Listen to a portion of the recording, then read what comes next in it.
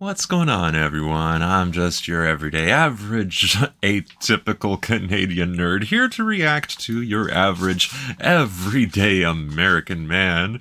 Here to react to and learn from a video about the costs of moving to Canada. Why not to move to Canada? And I can think of maybe a handful of reasons why not to. But I love living here. Feel I'm fortunate to have been born here as opposed to practically anywhere else in the world. And hey, I'm not a nationalist. I just appreciate what I have, which is something a lot of people fail to do. But I'm not here to talk about that. I'm here to talk about Tyler Bucket and what he's up to in today's video. Why not move to Canada? And I guess we'll get this picture out of the way, and we'll find out. What's going on, everyone? I'm just a typical average American here today to react and learn about the top 10 reasons not to move to Canada. Fair enough. So react and learn from. So react from grammar. React to and learn from grammar. Well, I guess not everyone's great at grammar, so fair enough. Let's keep going. Huh? Reasons not to move to Canada? You know, most of the time on this channel, almost everything I see is a very positive reflection of Canada, Yeah. the Canadian people, its Right. diversity, its beauty, and how wonderful everything is. But you know, even inside the utopia that is Canada, there has to be some deep, dark secrets there. I guess so. Like, it is the home of Paul Bernardo and Carla Homolka, and it does get really cold around here sometimes. And I'm here to find out. No, honestly, I'm pretty curious what these 10 reasons not to move to Canada are. I don't know if these are going to be legitimate, substantial, truthful. I don't know, but I'm interested to hear a little bit of, dare I say, criticisms of Canada. Sure, that's fine. I mean, why not? We're just as open to criticism as America, who gets plenty. I'm not sure who made this video. Maybe it's someone who moved to Canada. Maybe it's someone who lives in Canada.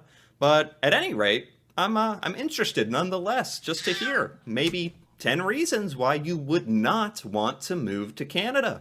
Let's see. The cold. The cold. The cold. The snow. The ice. The cold. Shall I keep going? It starts. In recent weeks, we've been researching the migrant patterns of the North American millennial, where they're going to and where they're leaving from in the US. While doing the research, we noticed that a lot have fled to Canada, or at least looked into it. You know, that's a great point. It's kind of a funny trope here in America. It's not even that uncommon to hear someone seriously when people are getting fed up with living in the United States and saying, oh, everything's going bad, it's terrible here due to one thing or another going on, politically or socially or whatever. People start saying in America, I'm going to move to Canada. Yeah, it happens a lot.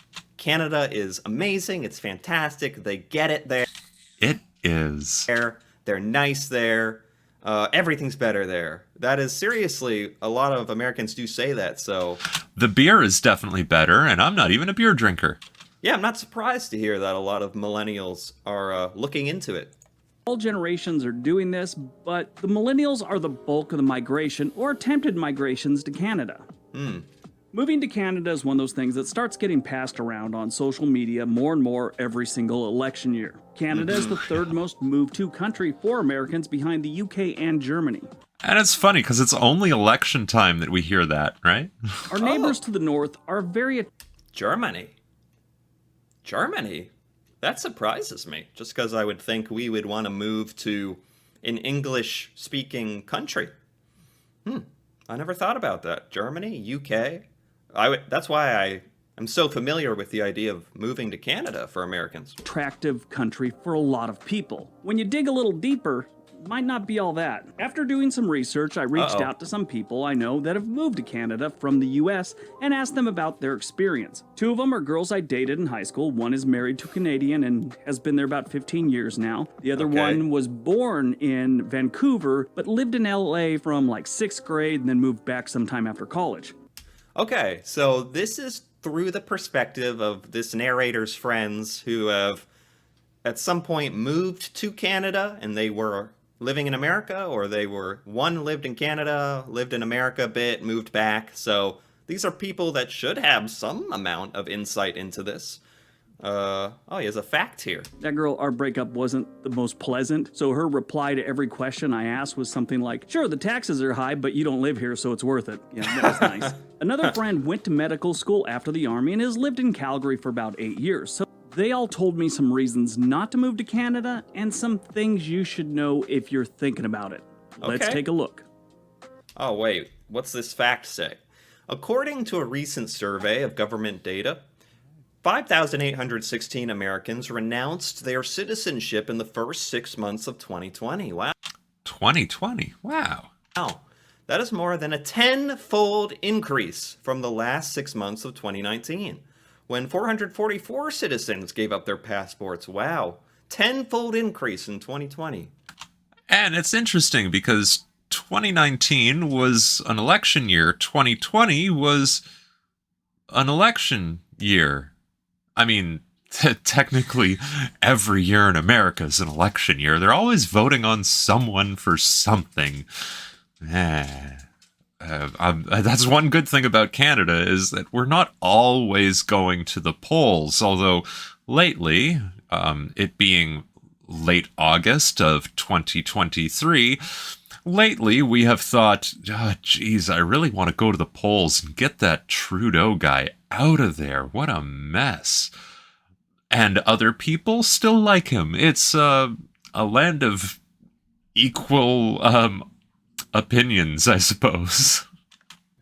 Of Americans renouncing their citizenship. Yeah. And some things you should... Oh, black screen. Hey, cool. One of my favorite TV shows. I'm actually watching it right now. Okay. Number 10. And just a thought on a moment before when he said that he talked to his ex-girlfriends. They had nothing nice to say about him. Oh, some people. Different stores and restaurants. Do you like Target, Trader Joe's, Chick-fil-A, White Castle, In-N-Out? You won't find those and other American regulars in Canada. Actually, none of those names he mentioned, except for maybe Target, or as we call it here in Canada, Target. They have others that will substitute just fine, but most Americans assume Canada has the same stuff as the States do. Okay, so we used to have some Target around here, but they went out of business in Canada, so now we do not anymore have Le Target. Okay. I don't know if this is a deal breaker, you know? Americans do love their stores. Like, heck, I've only ever seen Walgreens when I was traveling in the United States. Yeah, and I've never been to a White Castle. Sounds racist. We do. We're obsessed with them, to come to think of it. And we're creatures of habit as well, so we want our stores. We want our Walmart and our Target. We have Walmart. Not your whatever you have there. Actually, I'm pretty sure Americans could move to Canada and get used to it, but I guess I understand this a little. You may be in for a little bit of a culture shock. They've got good restaurants, don't get me wrong. Tim Hortons!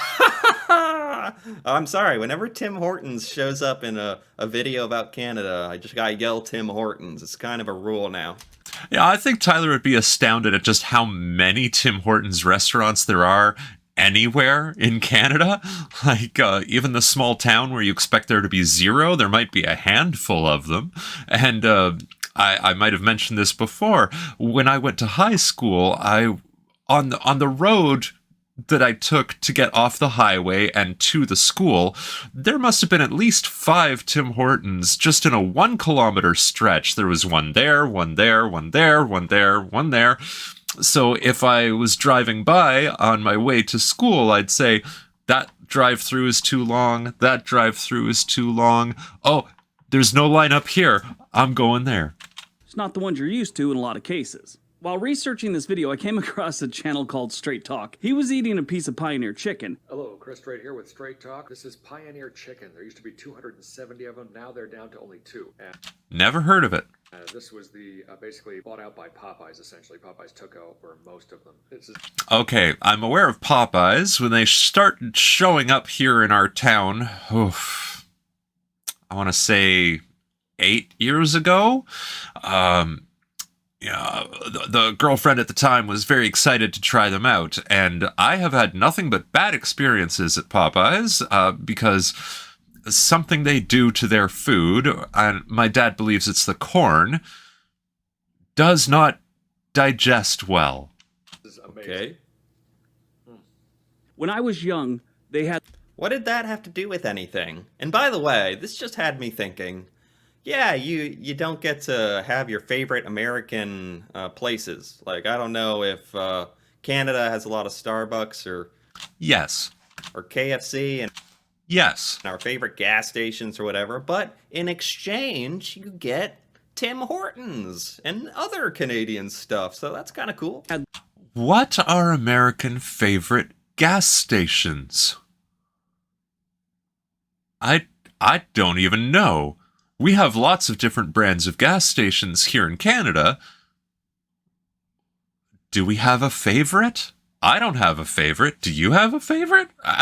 Yeah. goes everywhere. Now I guess there's only 2 left in Los Angeles. I love that place. But I found other options, just like you will if you move to Canada. I'll Yeah. leave a link to Straight Talk down below. Watch his talks on the US presidents. It's pretty interesting. Number 9, the costs are Okay. high. Just like the US, Canada has some extremely expensive cities. Yeah, really bad. Most Toronto, Vancouver, prohibitively expensive. urban living Canadians say housing costs are unreasonably high. Also ranks fairly high compared to other countries, not just the US, in its cost of living. That's according to Deutsche Yeah. Bank's annual survey. So, is Canada's cost of living high compared to the United States? Because that's kind of what's relevant for me. It looks that way because our dollar is worth less. So when you're talking pure numbers, you pay fewer dollars in America than in Canada. Why is that quoted? But our dollar is not the same as your dollar. So the fact that it's a bigger number of our dollars makes it look like it's more than your dollars. Does that make sense? In this case. And based on what he's saying here in that last sentence, Canada on average is more expensive than the United States. I actually didn't know that. But that's a regional thing, because of course San Francisco is stupid expensive. The average home in the US goes for around $220,000. That's The average, okay, so if we take into account the fact that America is huge, right, and there are many different states and there's lots of small towns, then I suppose the average does work out to that. But you try finding a place to live for $220,000 in New York City, you're not going to. Or in San Francisco, Los Angeles, good luck, because that's not even going to get you a tiny place. That's 2019 numbers. In Canada, the average home costs $350,000 American dollars. Look Wow. at Zillow's Vancouver offerings. It's ridiculous. Around that time, 2019, the average cost of any home was about 350,000 Canadian dollars. Right? Wait. What was the American average? Deutsche Bank's annual survey. The average home in the US goes for around $220,000. That's And Canada was 350,000? That's like 30% increase. 30. Yes, but no, because the dollar is different and worth different amounts. 55% increase. That's pretty substantial, honestly. American dollars. Look at Zillow's Vancouver offerings. It's ridiculous. You'll probably sit there with your mouth Yeah, but are we talking about this the little townhomes here that we're looking at that puts you next to a giant castle and on the river? Because then Right. I'd kind of understand why you need to fork over almost $400,000. And that's a lowball number because in the past few years, those numbers have skyrocketed to over $500,000, maybe even over $1 million a home. Open because it's hard to find a house that is under $1 million Canadian dollars, which is about $747,000. 1 million equals about $747,000. Just so you know, it's still grossly overpriced. Okay. Number Okay. 8, you're going to need a job. Have a job lined up. Really? Don't move to Canada because you're gonna need a job. Well, in that respect, don't move anywhere. Heck, don't live where you live because you're gonna need a job. Ah! Because they don't have a bunch just waiting for you in Canada. The unemployment rate in the Great White North was 5.67% in 2019, and that's according to the government statistics. In the U.S., the unemployment rate was 3.6% on And those numbers are fudged because they only count the number of people who are able to work and looking for work.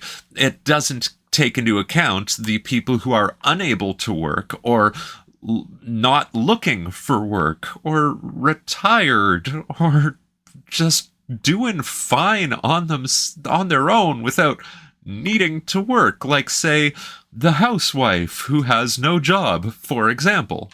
When was this video made? This was made in 2020, 2 years ago. Some of these statistics may have changed. Absolutely have changed because the pandemic really messed up with all sorts of numbers. But honestly, I think that's a concern whether you're living in the United States or Canada. Getting a job is not going to be easy, depending on your field, of course. Right, China recently has stopped reporting on youth unemployment numbers because it's too high and they don't want to admit that they're having problems. In case you didn't know, China is built on the concept of face, meaning you save face, keep your honor. If it looks like you're about to lose face, you must turn it around so that you save face. If you don't understand what I mean by that, let me know in the comments and I can talk more. according to the. Obviously, those numbers are way off for both countries right now because of the pandemic. Some also complain that the wages during normal times are lower than they should be. There's a lot that goes into this one, but I'm just going to give you the basic comparison. Both countries' average hourly wage is $27 in each country's currency. But since there's a difference in dollars, Canadians make about 20 American dollars on average compared to the US's $27 an hour on Americans earn $27 on average? Averages are a very difficult number to give statistics on because they do not represent the common folk. Now, if you have many millionaires, they drive the average way up. And if you have many people earning a minimum wage of like $15 an hour, they drag that way down. And so the balance ends up at $27, when in reality, most people are earning under $25 an hour. Average in the country? That's actually shocking to me. Is that because we're including the top 1% that are earning like $1 billion a year? Yes, exactly. And that kind of averages out with all the Americans at the low end earning $25,000 a year. Which is below the poverty line, below the Canadian minimum wage. And then somehow we converge on $27 an hour. Averages. I feel like it's some weird result of statistics. If a huge amount of Americans were earning $27 an hour, that'd be pretty good. Yes, it would. And that is not the common income. on average again. Keep in mind, that is the average. Don't hit the comment section with some nonsense about $20 an hour isn't a low wage. It is on an average. Go to Khan Academy and learn how averages work. Oh, wait, is he heard me. He's somehow calling me out. He's like somehow immediately calling me out for questioning the average hourly wage is not sounding that bad. Okay. And really, I'm calling him out for using the average as a valid statistical number because that doesn't represent the everyday person. I'll take it. You got me. Number 7, cheap flights. Flying is more expensive in Canada. That's just how it is. My friend the doctor... Well, based on what he said 2 points ago, he's basically saying everything is more expensive in Canada by comparison, right? And again, that has to do with the exchange rate, right? Says he flies from Vancouver to Montreal a handful of times a year. He's also gone from Seattle to New York and Seattle to Boston several times in the last few years. He said at a minimum, he pays a couple $100 more flying in Canada. Okay. So the relevance of this is that in this instance, for plane tickets, the price, American plane tickets versus Canadian, the Canadian tickets are outrageously more expensive, is apparently the criticism here. All right, so population size and density have a lot to do with this. If you have more people taking a form of transportation regularly, the price goes down. If you have fewer people taking this mode of transportation regularly, the price goes up. We also have different laws when it comes to airlines. The carriers... There's a lot going in these equations. Yes. Almost the same distance. I looked it up and this is what I found. From Portland to New York City, $439. Okay? That's round trip. Which Portland? Vancouver to Montreal, it's about the same distance. Like I said, $752. Okay, so I'm assuming Portland, Oregon? Because Maine is very close to New York, and Toronto and Vancouver are very much not close to each other. What? Why would this be? Why is this? What's the reason? I'm going to go back to population density. In the States, if you want to travel across the country, you can find cheap flights from Southwest, American Airlines, Delta, United, JetBlue, Alaskan Airline, I think maybe. All right, so that's a large number of airlines that can take you there. In Canada, there's like 1 or 2. And a few others. It's not unusual to find flights for around $250 round trip from LA, Seattle, or San Francisco to New York. Okay, I gotta interrupt him. Yeah, you can get those crazy cheap plane tickets, but you're gonna end up on an airline or an airplane where, like, the chair is rattling around and your seatbelt doesn't work, and the engine is kind of half falling off the wing, half on, but no. And also, you pay less if you have to take a 6-hour layover halfway across the country. Yeah. It's more that the experience in the cheaper airplanes are really quite uncomfortable and bad. And in Canada, I haven't been on a single uncomfortable airplane. And sometimes they will overbook your flights and all sorts of stuff. New York City. You pay through the nose to fly in Canada. Numbers. But you're practically guaranteed the seat that you pay for. And you might not get in-flight meal, but that's okay because it's not a 20-hour flight.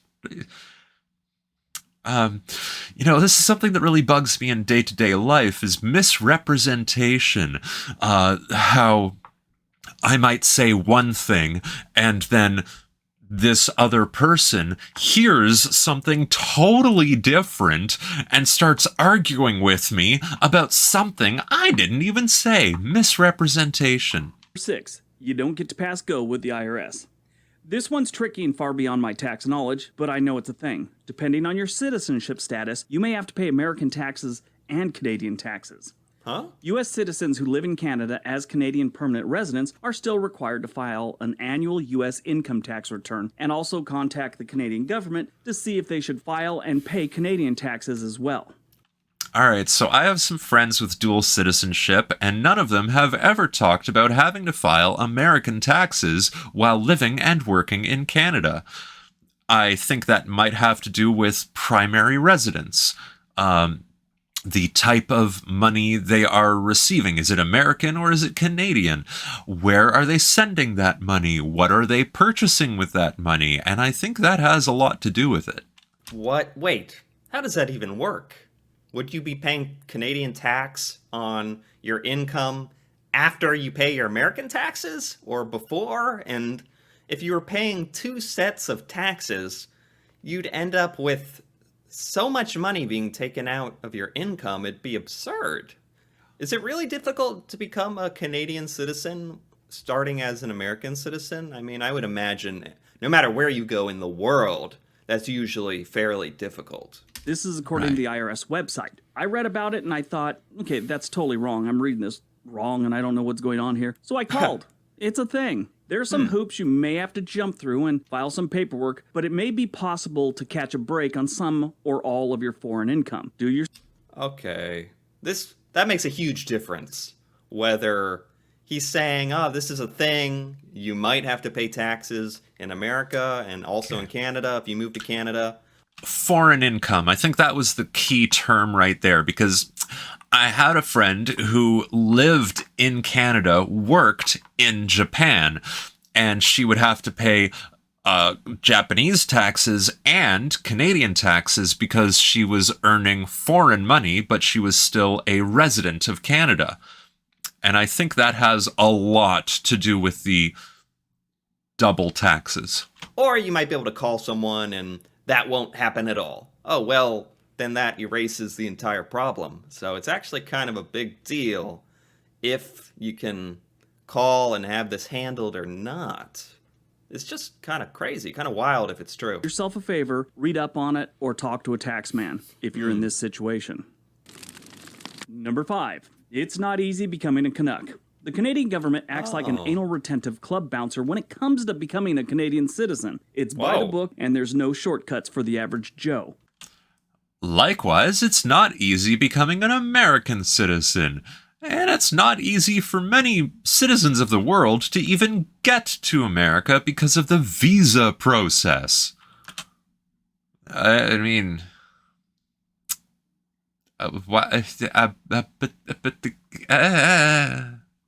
Yeah, but I feel like a lot of countries, it's fairly difficult to become a citizen. It's a big deal to become a citizen of an entirely different country, but is Canada particularly more challenging? Is that what we're saying here? Well, I've met a lot of people who have become Canadian citizens, and they all knew a lot about Canada, which is expected of someone who wants to become a citizen.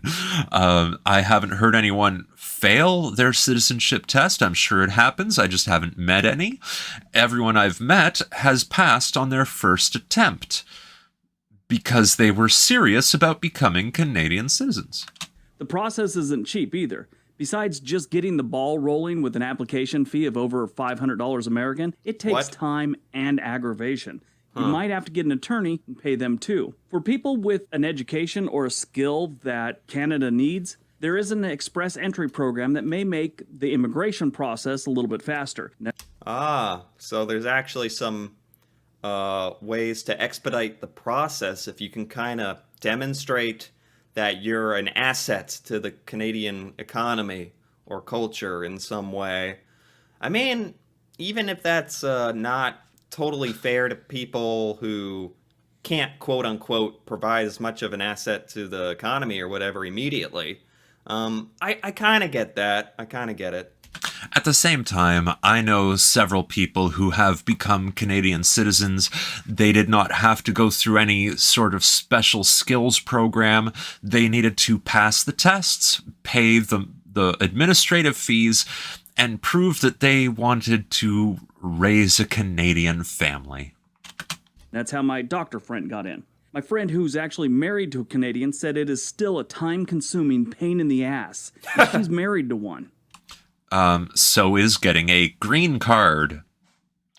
Okay. Number 4, universal health care. The Canadian Yeah. healthcare system is not free. So let's complain about the healthcare because America. It's actually funded through a combination of personal and corporate taxes, and it's a good chunk of the taxes. But I'm sorry, but I don't think there's anything he could say to make me believe that the United States system of healthcare is better than Canada's. Likewise, Tyler, I agree. Because the United States system of healthcare, although the care itself, the medical care you receive, is fantastic. It's great. So is Canadian. The problems with the billing and insurance companies is just Not Canadian. beyond horrible. you don't have to worry about going bankrupt if you get ill. You hear a lot of things about the Canadian healthcare system here in the United States. Most of the time, it's from politicians saying how bad it is. I don't know. Never experienced it myself, but like I said, all I ever hear is bad things, and that's usually from the politicians and different news outlets. I only hear bad things from people who complain that rain makes them wet. You know, some people are just going to complain about anything, like the sun is too hot, the snow is too cold, my porridge is not porridge enough. Yeah, it doesn't matter when it's coming from someone like that, because when you complain about everything, none of your complaints matter. They don't show it in the best light. In several surveys, most Canadians, 85.2% on average, age 15 years and older, reported being very satisfied or just simply satisfied with the overall healthcare services provided in Canada's healthcare system. Okay, that number was over 80% satisfied. Remember that. Yeah, but that's a big point of distinguishment for me. There's a difference between, because I think the healthcare service, the people physically helping you, are good in America and Canada. It's really the payments that's the problem. The healthcare system is something I specifically asked all three of my friends about. How do you feel about it? What are your thoughts on it? They all said they loved it. Well, the one girl said it's great. If it wasn't, I would have recommended it to you a long time ago. So that was nice. Okay. Number 3, It's great, and if it wasn't, I would have recommended it to you a long time ago. She sounds like a terrible person. it's freezing cold. About 90% of this country is above Minnesota, so that should tell you something. Yeah, cold is cold. Surprise! That something Yeah. is, this is the frozen tundra. The Great White North. Okay, now I've heard a couple of contradictory statements on this in particular. There are definitely parts of Canada that are seasonally not permanent winter. Most of Canada, yes. That makes sense. There are many parts of Canada that are seasonally cold. They also have perfectly warm weather. Yes and yes. But if I understand correctly, there's not as much middle ground as far as temperature and climate goes. There's just very cold seasons, warm seasons. And we get spring and autumn, which are perfectly fine. And that can change depending on how north or south in Canada you are. But the whole country is not some frozen wasteland where everyone is living in their igloo. Unless we're talking about the month of February. As fun as that sounds. Other than parts of British Columbia, the rest of this country stays around 0 or lower during the winter. And that's the type of cold that makes you drop F-bombs when you open up the back door so your dog can go out and pee. 0.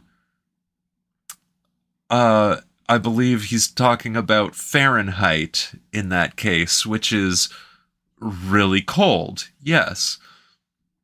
And in Canada, what we do to avoid the cold is we put on more layers.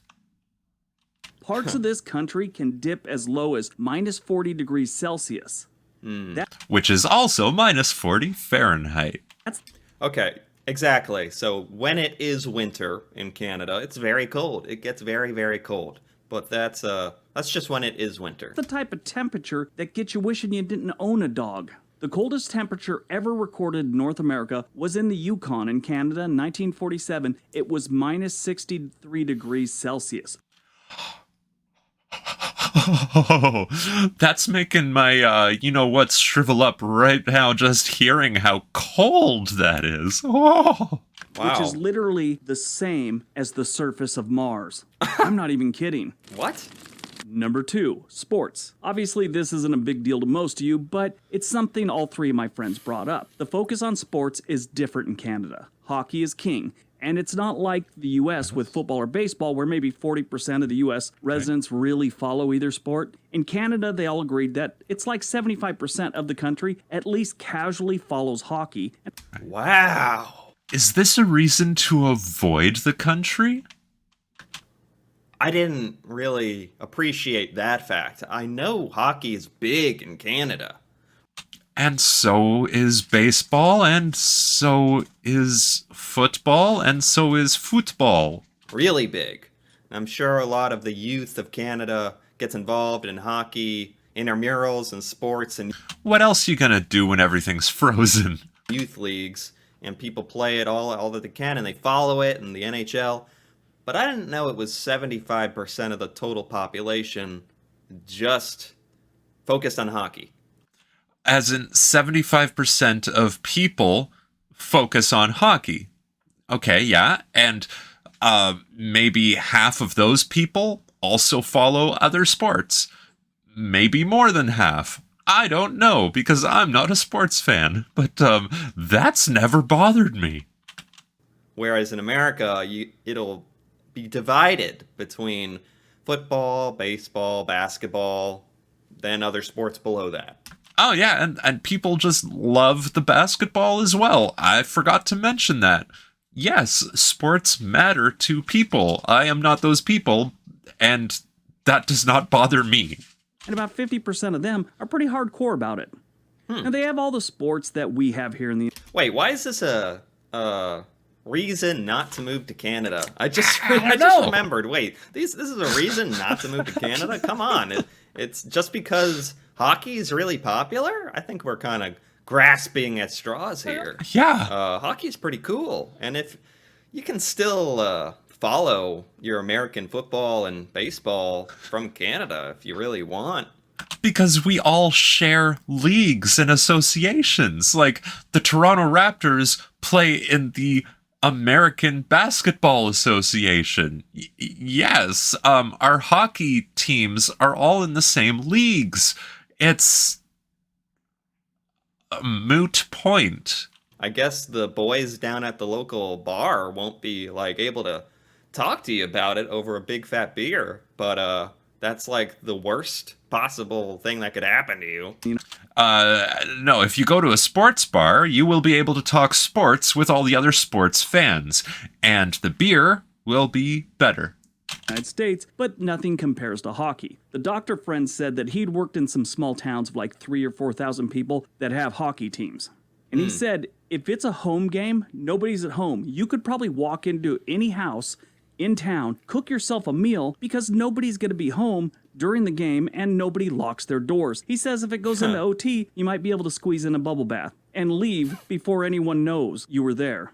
Wait, no one locks their doors? Wow, what a trusting, caring society.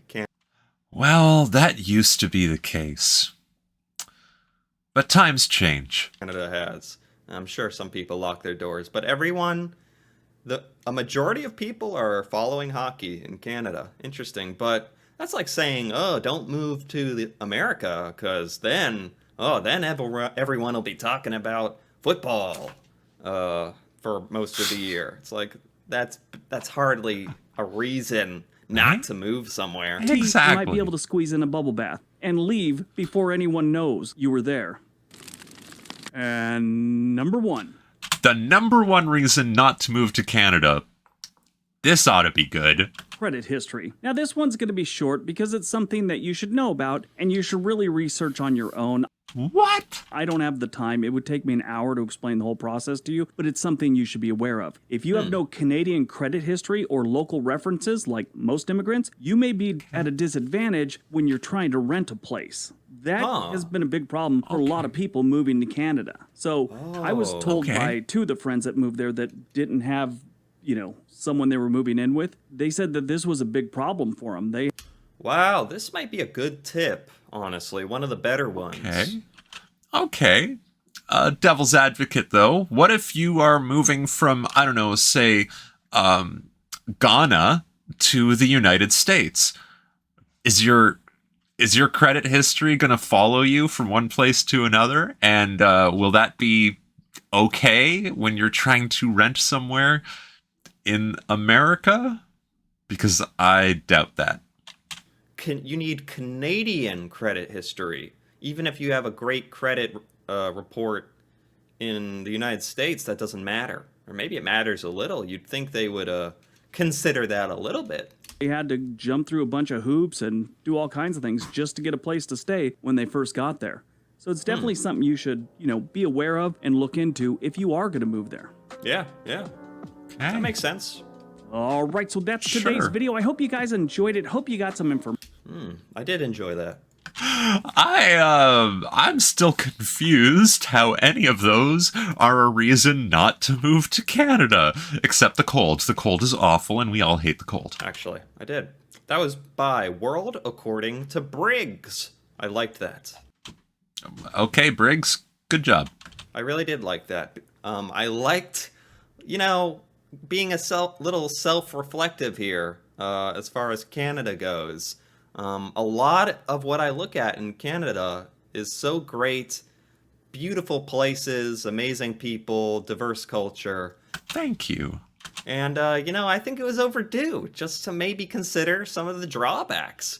But honestly, as far as this video's list goes, I don't know how many of these were actually legitimate, things that you would consider to be serious drawbacks of living in Canada. Yeah. One of them was that there's different stores. Really? You're going to have to get used to the Canadian version of grocery stores and hardware stores. Try going to England or France and see if you're going to find the same stores, right? Not too much of a problem. The ones about the higher cost of living and jobs being harder to get, higher cost flights and homes and taxes, that stuff is more reasonable to me, if true. And let's compare the costs in Canada to the costs of living other places. I don't know, how much does it cost for a bag of American potato chips in America versus Canada versus New Zealand?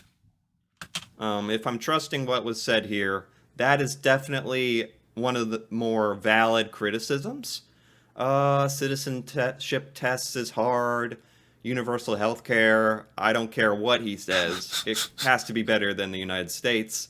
It's cold, yeah, but not permanently. Right. Sports, come on. I could learn to appreciate some hockey. I don't know if that's the end of the world. And you can easily ignore it as well. That's fine. Nobody's given me any sort of trouble for not caring about hockey. The credit history, that was probably one of the better tips. So yeah, this was kind of a mixed bag for me. Some good points, some points that really didn't make sense at all, but I was really entertained by this video. I liked the concept of it. Yeah. And if you enjoyed the concept of this video and you liked it, feel free to give it a like or leave a comment. If you like this one. If you're one, interested in more videos like this, me reacting to Canada, Canadian culture, places, things there I've never ever seen before, feel free to then subscribe. Go ahead. Subscribe. Until then, thanks for watching and see you next time. Yes, thank you very much for watching.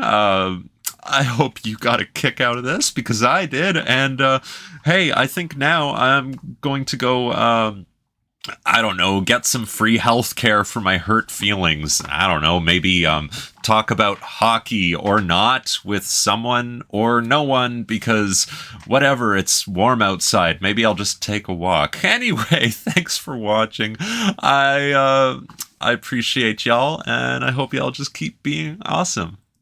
Bye. Science, spirit, life, Nerd Pumpkin.